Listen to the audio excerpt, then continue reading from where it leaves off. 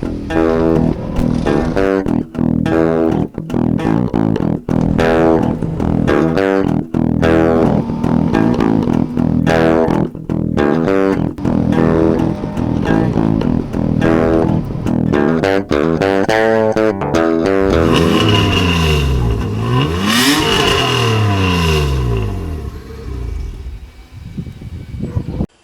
back to Easy on Cars. Today we're going to work on the RX-8. I got some friends on the way over. We're going to try to hotwire this thing. The key currently does not make it crank over. Do I know why? No. The ignition relay and the starter relay have both been tampered with, which is obvious. So there's some sort of electrical problem going on. Whatever it may be, we think that it's going to be better to try to crank the engine over first, and if it cranks over, maybe we'll check for compression. If there's compression, try to actually get it to crank over on its own. And then you never know, we could drive it around before we worry about putting some other type of engine in this car. So let's get started. The start of this project was when I bought this car down in Houston, Texas. I was running the Houston Marathon and I wanted to bring a project car with no rust back to Minnesota. With the patience of my dog and my family, I was able to lug this car back behind my Chevy Venture, which was the real hero of this story. It got pretty sketchy when we hit some snow, but once we got this car back in town, I was able to wash all the ice and salt off of it and then parked it in the garage. With all that out of the way, let's actually figure out what's wrong with this thing.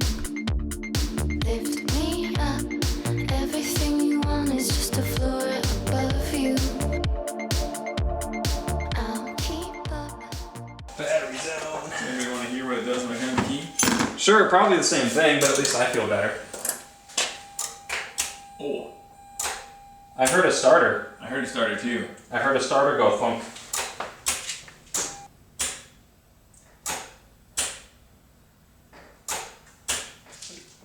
Yeah, it only drops like half a volt. Ugh. Welcome to not Subarus, where starters aren't on the top of the transmission. Yeah, go ahead.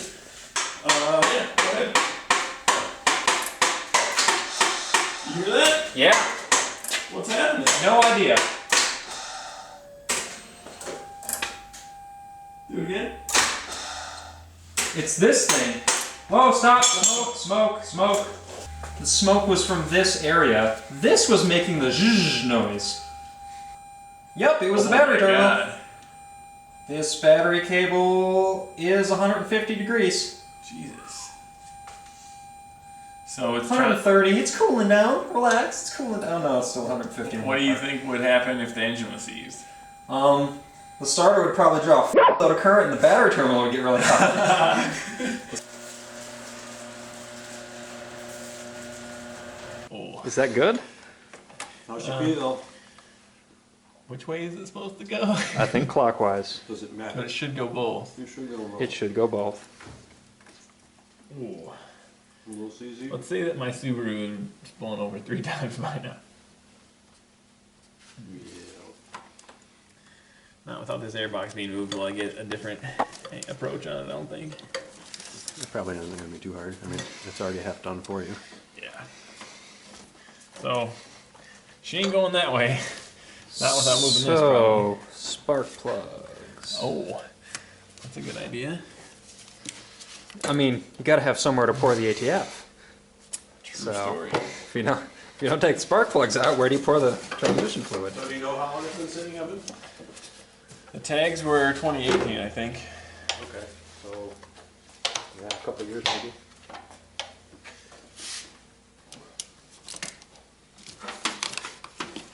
Oh.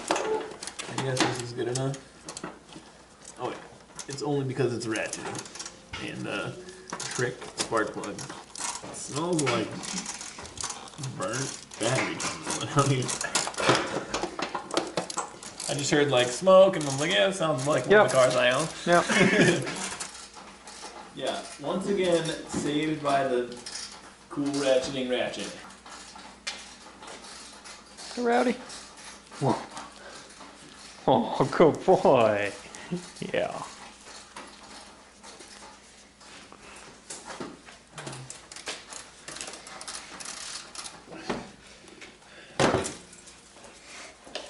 I feel like there's going to be some things revealed once we get this out. Like Animal, vegetable, or mineral? All of the above.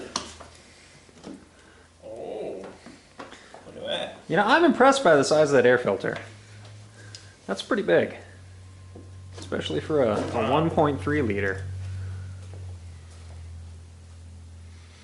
Now, why would you do that? Why wouldn't you? Hantavirus? Okay, Moog.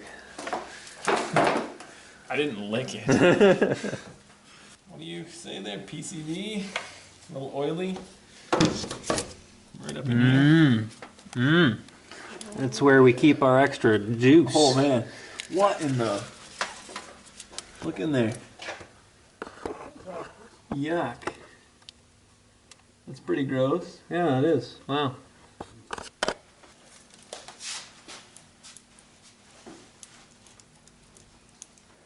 I wonder why the starter couldn't turn it. Maybe me and the starter together. That's a bad idea. No chance of injury.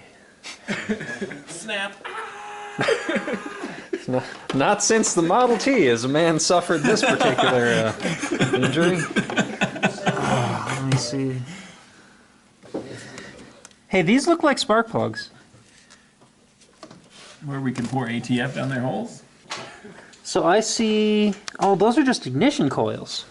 Okay, those are ignition coils, and the spark plug wires go where the. Oh, that. Look at all. No. Jordan, you should be in all of it. Evan, what did you? Oh no! No, I just learned where. Mazda's fault. I just learned where the spark plugs are, and it's horrifying. Okay. What is going on inside that throttle body? Think she's been through a flood, anyone? Dude, that is a very good observation. That could be. Texas. That could be the floodwaters. That definitely looks like flood to me. Yeah. Starting to wonder if Mickey did drive it and had it on the side of the road and towed it. And if Mickey listens to the type of music that the previous owner has left in the CD player for us. Which was. There's only one way to answer that question.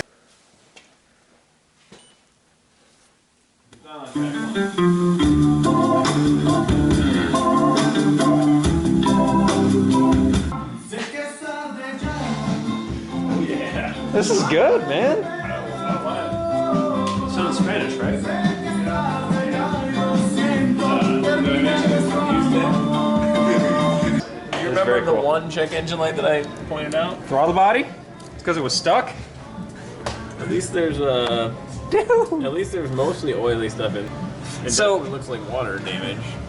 The throttle plate, the throttle actuator motor was trying to open it and it couldn't. Yep. I had to force it open with my hand. Wow.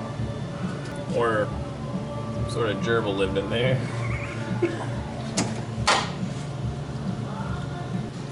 I think you're going to be doing some Google searching for how to unstick a rotary. Yes, sir. Because if it wants to crank, I mean, it's our duty to make it crank. Using it, so. This is just a lot of notes. What you got there, Evan? Hey, don't. Is that your cheater bar? film this. All right, stand back. Science. Hang on. Something like right. Hang on. Oh yeah. Come on, Does that help? dude. That metal is just flexing all the way up. Yeah, that's too thin. Gotta put my garage pants on. Oh. That's the wiring harness. Yeah, but look at the. Yeah, You what, just freaking. what gives first, rotor or engine mount? No, it's gonna No, be this. it's gonna pop your breaker. I Yeah. can totally see the brake. Oh, yeah, I've done that About before. the brake. Uh-huh. That's why they're called the breaker bar. They're Okay. cheap at Harbor Freight. You know that it's very. Minimal dirt was deposited in the engine bay. Yep. Spark plugs, wires off. Sure, we can get the spark plugs out, I guess. I like your optimism. Yeah, there's got to be some trick to doing this more easily that we don't know. Oh, there's a nice hole right there. You can see one of the spark plugs. Really? Oh, you're not wrong, dude. Really long extension or what? Dude, if we turn the steering wheel all the way to the right, there is just about a straight shot to at least 2 of those plugs.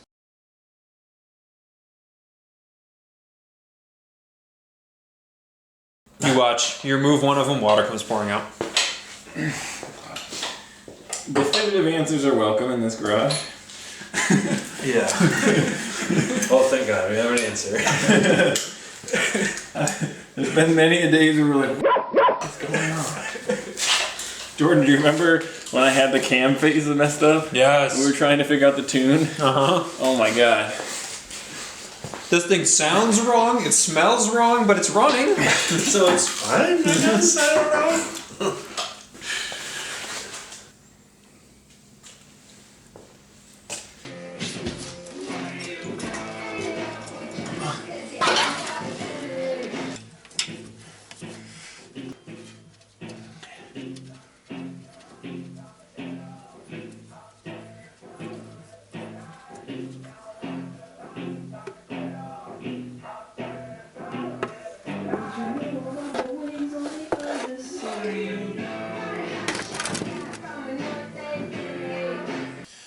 Alright, so that's pretty good news from the rear differential. Nothing but brand new gear oil in there. At least it looks pretty brand new.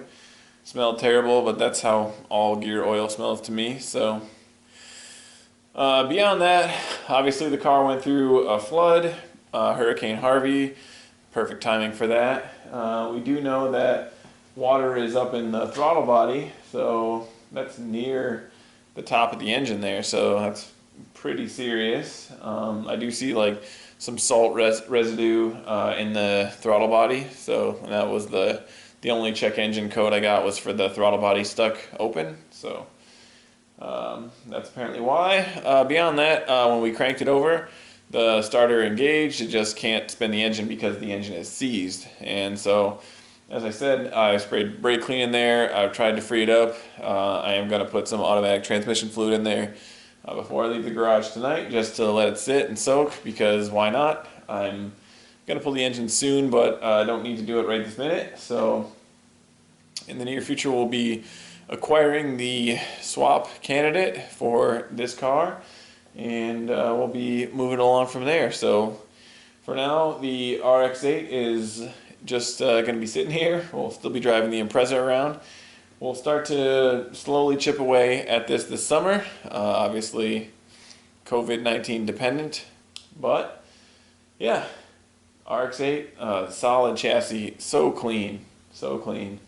She's been a little wet, but we'll dry her out and we'll put some more power in her. So thanks a lot for watching. Take it easy. Easy on cars.